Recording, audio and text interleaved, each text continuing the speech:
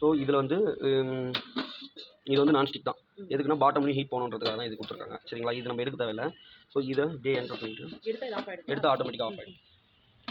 Okay, enter பண்ணிட்டாவே start ஆகிடும். So pre ஹீட்னா இது நம்ம எப்பவுமே கொஞ்சம் ஹீட்டாக வச்சுக்கிறது நல்லது. ஸோ கொஞ்சம் ப்ரீ ஹீட் ஆனதுக்கப்புறம் நம்ம ஸ்டார்ட் பண்ணுவோம். இப்போ ஆட்டோமேட்டிக்காகவே இப்போ ப்ரீ ஹீட் இருக்குது.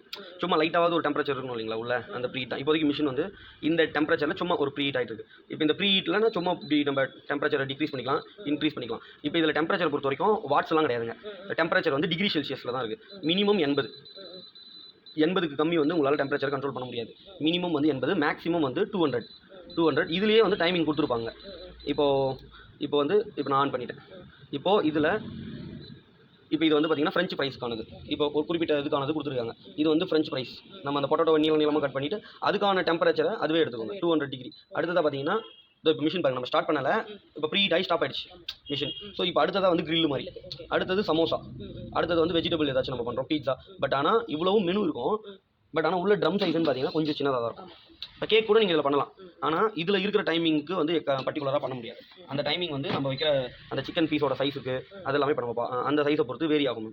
சரிங்களா, இப்போது எக்ஸாம்பிளுக்கு இதில் நம்ம ஒரு அப்பளம் போடலாம் முதல்ல. இப்போது நம்ம இடையில எடுத்து பார்க்கலாம் எத்தனை டைம் ஆகும். ஆமாம், இப்போது நான் ஸ்டார்ட் பண்ணுறேன். ஸ்டார்ட் பண்ணும்போது இப்போ நான் வந்து 180 வச்சுட்டு டைமிங் நமக்கு தேவையில்லை. டைமிங் வந்து நம்ம வைக்கிறதுனால வைக்கலாம். இப்போ நான் ஒரு 5 மினிட்ஸ் வச்சுட்டு ஸ்டார்ட் கொடுத்துட்டேன். இல்லை நான் அந்த மோடே கவனிக்க மாட்டேன். நீங்கள் மோடு செலக்ட் பண்ணால் இதான் எம்ன்ற பட்டன் அழுத்தினீங்கன்னா தான் அந்த மோடு பக்கத்துலேயே போகும். இப்போ நான் மோடு பண்ண மாட்டேன். நான் எது பண்ணுறதா இருந்தாலும் இப்போ இந்த 180 டிகிரி வச்சுடுவேன். டைமிங்கை நான் செட் பண்ணிடுவேன்.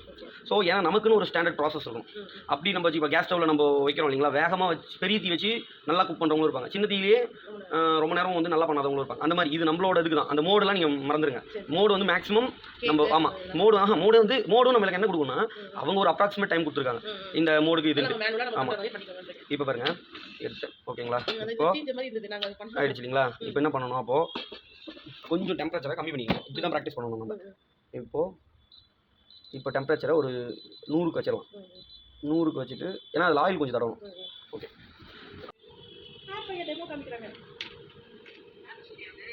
நாங்கள் வந்து பல விதமான ஐட்டங்கள்லாம் எங்கள் வீட்டில் வாங்கியிருக்கிறோம். இது பேர் தான் ஏர் ஃப்ரையர். இதெல்லாம் லீவ் போட்டாரு.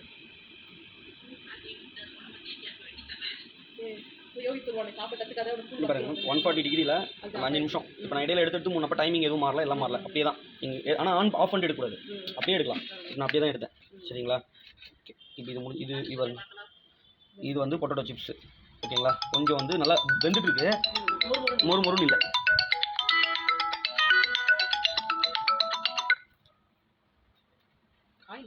ஆயில் குட்டியா பேக்கப் வச்சுக்கலாம்.